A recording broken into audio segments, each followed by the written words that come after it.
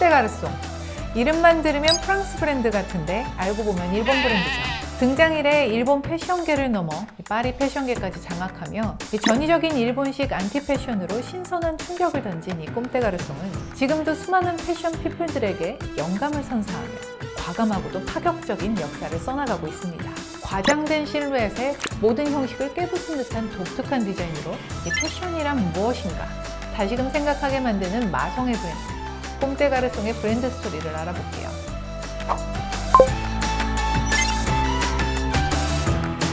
꼼떼가르송은 일본의 디자이너 레이 가와쿠보가 설립한 패션하우스예요. 1942년 도쿄에서 태어난 레이 가와쿠보는 게이오 대학교에 진학해 미술과 문학을 전공했어요. 졸업 후에는 일본의 유명 섬유 회사인 아사히 카세이에 취직해 마케팅팀에서 일을 했어요. 그러던 중 스타일리스트로 일할 수 있는 기회를 얻게 됐고 일본 최초의 패션 스타일리스트로 활약하게 됩니다. 하지만 그녀가 원한 것은 이게 아니었어요. 스타일리스트로서 수많은 옷을 다루면서도 정작 자신이 표현하고 싶은 스타일의 옷을 찾아낼 수가 없어 종종 한계에 부딪혔고 결국 직접 옷을 만들고 싶어졌죠.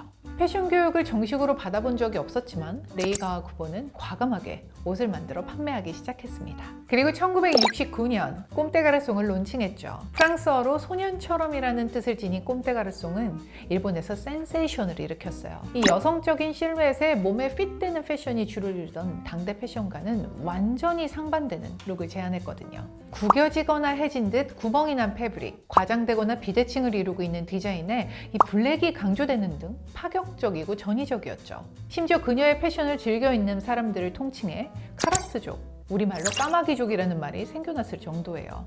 꼼떼가르송은 1975년 도쿄 컬렉션에 성공적으로 입성하게 되고 플래그십 스토어를 오픈했어요. 건축가 타가오 가와사키가 작업한 스토어는 이 갤러리와 같은 인테리어와 동선을 지니고 또 의상을 예술 작품처럼 디스플레이해 놓아 이 또한 센세이션을 일으켰죠.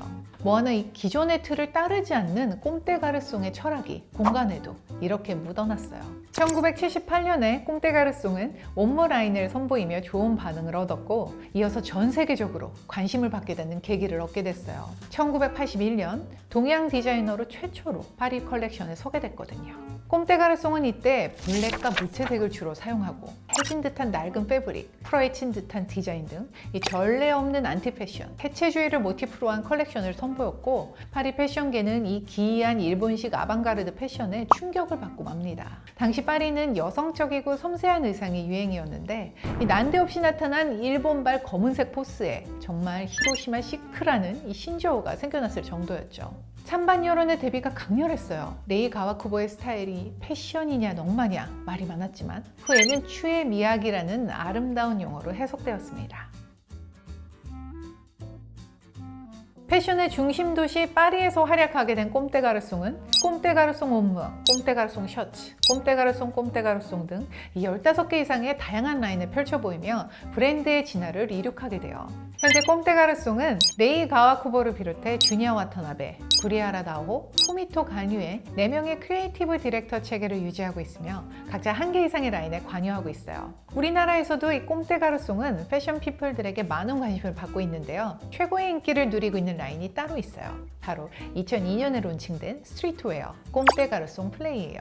이미 많은 분들이 보신 적이 있을 거예요. 이 눈이 달린 하트 모양의 재기발랄한 로고가 특징이죠. 폴란드 출신 일러스트레이터 필리프 파고프스키가 디자인한 이 하트 로고는 플레이 라인 의상과 소품, 신발 전반에 톡톡 튀는 모습으로 삽입돼 있어요. 집업과 후디, 티셔츠, 가디건 등의 와펜 형태로 부착돼 있거나 아니 의상 자체에 프린트돼 있죠. 플레이 아트는 처음에 빨간색 위주로 나오다가 녹색, 보라색, 검은색 등 다양한 베리에이션으로 표현됐어요. 때문에 컬러별, 디자인별로 모으는 마니악층이 생겨났다고 해요. 이 매력 만점의 꼼떼가르송 플레이 제품들은 한때 일본에 여행을 가면 반드시 사와야 하는 아이템으로 손꼽히기도 했죠. 고전적인 틀에 얽매이지 않고 자유분방하며 이 창의적인 꼼떼가르송의 스타일은 전문 디자이너들에게도 많은 영감을 선사했어요.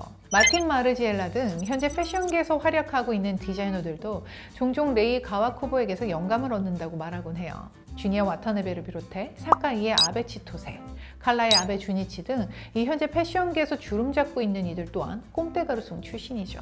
꼼떼가르송은 여타의 브랜드들이 협업하고 싶어하는 브랜드이기도 해요. 스웨덴의 H&M이 협업한 최초의 아시아 패션 브랜드가 꼼떼가르송이었죠. 사실 이 형식을 탈피하고 창의적인 도전을 즐기는 꼼떼가르송은 경계 없는 다양한 브랜드와 협업해왔어요. 리바이스, 노스페이스, 슈프림, 컨버스, 나이키, 반스 등의 캐주얼 브랜드부터 몽클레어, 루이비통, 구찌 등 명품 브랜드까지 그 스펙트럼이 다채롭죠. 또 코카콜라, 또 핀란드의 유명 가구 브랜드인 아르텍 등 라이프스타일 브랜드와도 협업했어요. 이 중 세계의 만남으로 칭송받았던 슈프림과의 협업은 2012년도부터 지금까지 거의 매년 펼쳐지고 있어 출시되는 매에 관심을 불러일으키고 있죠. 첫 등장은 2012 봄, 여름 컬렉션, 푸드, 티셔츠, 셔츠, 신발 등 총 6가지 품목이 출시됐는데 이 중 가장 인기가 많았던 것은 슈프림의 박스 로고가 들어간 폴카도트 후드와 티셔츠였어요. 특히 이 로고를 좌우로 반전시켜 앉힌 슈프림의 도전이 신선했죠. 꼼떼가르송과 신발 브랜드의 협업은 언제나 흥미로워요. 제일 잘 어울리는 브랜드는 당연 컨버스. 이 클래식한 매력으로 사랑받고 있는 척 테일러의 실루엣에 이 꼼떼가르송의 장난스러운 하트 로고가 앉혀진 모습이 정말 이 소장욕을 뿜뿜 일으키죠. 브랜드가 아닌 영국의 전설 비틀즈와의 협업 또한 감성적이었어요. 비틀즈를 대표하는 이 녹색 사과 모티프를 적절히 활용한 게 특징이죠. 저는 비틀즈와 꼼떼가르송의 로고가 들어간 심플한 반팔 티셔츠가 좋았어요. 블랙핑크 제니가 잘 입는 티셔츠로도 알려져 있죠. 꼼떼가르송이 코카콜라와 협업해 출시한 한정판은 정말 역대급이었어요. 이 하트 로고가 과감하게 적용된 디자인이 이 코카콜라가 협업한 어떤 다른 제품들보다 힙했어요. 그리고 올해도 역시 꼼떼가르송과 여러 브랜드들과의 협업 결과물이 속속 출시되고 있어요. 그중 구찌 100주년을 기념해 진행한 협업이 가장 관심이 가요. 꼼떼가르송과 구찌와의 만남이 이번이 처음은 아니에요. 과거 PVC 토드백을 만들어 좋은 반응을 얻었었는데요. 이번에는 블랙 컬러의 PVC 쇼퍼 토드백을 출시했어요. 가방에 가죽이 아니라 PVC 소재를 차용하고 또 백 중앙에 이 구찌를 상징하는 그린과 레드 스트라이프 리본을 덧붙인 게 이 두 브랜드의 성격을 적절히 매치시킨 것 같아요. 물론 예쁘고요. 우리나라에서도 사랑받고 있는 꼼떼가르송은 찾아보니 재미난 일화들이 있더라고요.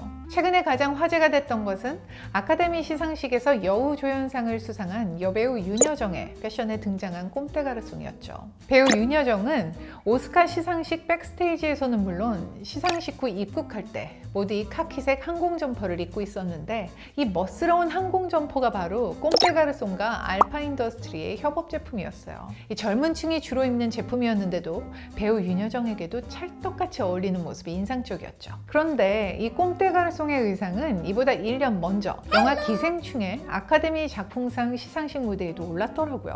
바로 영화 기생충의 총괄 프로듀서인 CJ 이미경 부회장이 입고 무대 위로 올랐던 자켓이에요.